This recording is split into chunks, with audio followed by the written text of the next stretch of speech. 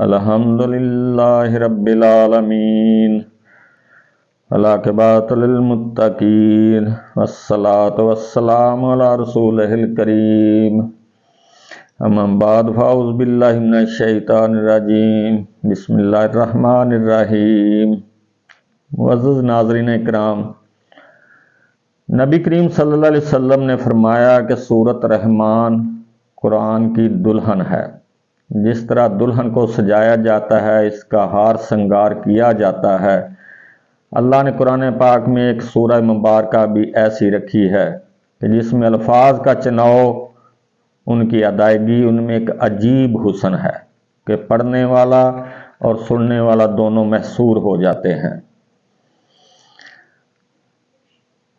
فرمان ہے قرآن کو اچھی آواز یا خوش الحانی سے نہیں، جو قرآن پاک کو اچھی آواز یا خوش الحانی سے نہیں پڑھتا وہ ہم میں سے نہیں۔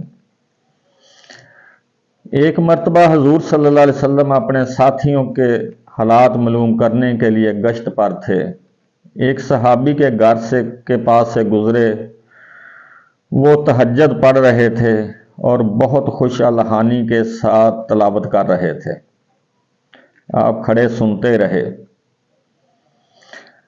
یہ صحابی حضرت ابو موسیٰ الاشعری تھے اور ان کو معلوم نہیں تھا کہ کون سن رہا ہے۔ صبح جب فجر کے وقت ملاقات ہوئی تو تحسین کے انداز میں آپ صلی اللہ علیہ وسلم نے فرمایا، اے ابو موسیٰ، تجھے تو اللہ نے آل موسیٰ کے سازوں میں سے ایک ساز عطا فرما دیا ہے۔ حضرت داؤد علیہ السلام بھی بہت خوش الحان تھے، پرندے بھی وجد میں آ جاتے تھے۔ قرآن کی سورت مبارکہ کا عجب حسن ہے۔ یہ سورت مبارکہ حسن و صورت اور قرات کی معراج ہے۔ ابتدائی 4 آیات میں سب سے اعلیٰ چیزوں کا ذکر کیا گیا ہے۔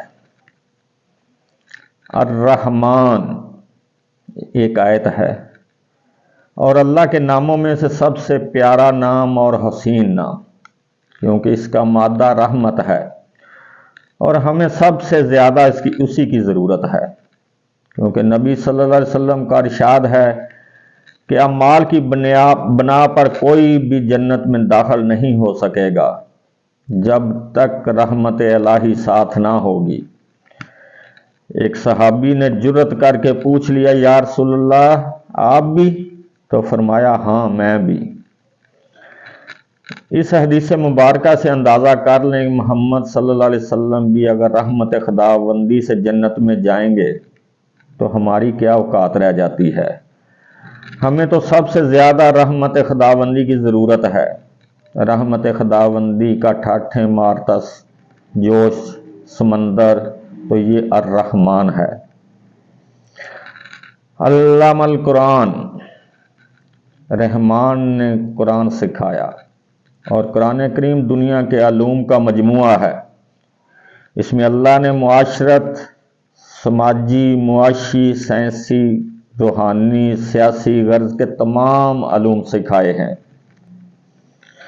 خلق الانسان، انسان کو پیدا فرمایا۔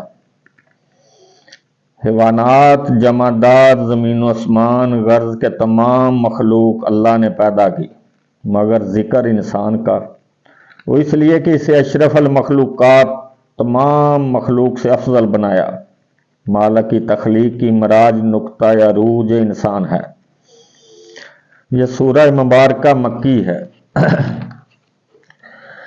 حضرت عبداللہ بن عمر سے روایت ہے کہ ایک مرتبہ نبی کریم صلی اللہ علیہ وسلم نے خود سورۃ رحمان تلاوت فرمائی یا آپ کے سامنے تلاوت کی گئی تو آپ صلی اللہ علیہ وسلم نے لوگوں سے فرمایا، میں تم سے ویسا جواب نہیں سن رہا جیسا جنوں نے اپنے رب کو دیا۔ لوگوں نے عرض کیا، وہ جواب کیا تھا؟ تو آپ نے فرمایا، جب میں فَبِأَيِّ آلَاءِ رَبِّكُمَا تُكَذِّبَانِ پڑھتا تو جن اس کے جواب میں کہتے، ہم اپنے رب کی کسی نعمت نشانی کو نہیں جٹلاتے، حمد صرف اللہ ہی کے لیے ہے۔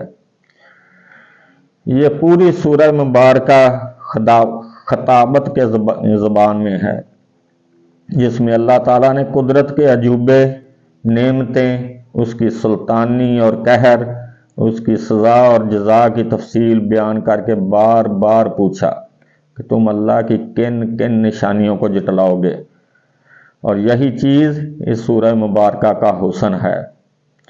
اللہ سے دعا ہے کہ ہمیں قرآن کو سمجھنے اور سمجھ کر پڑھنے کی توفیق عطا فرمائے اور اس پر عمل کرنے کی توفیق دے۔ وَمَا عَلَيْنَا إِلَّا الْبَلَاغُ۔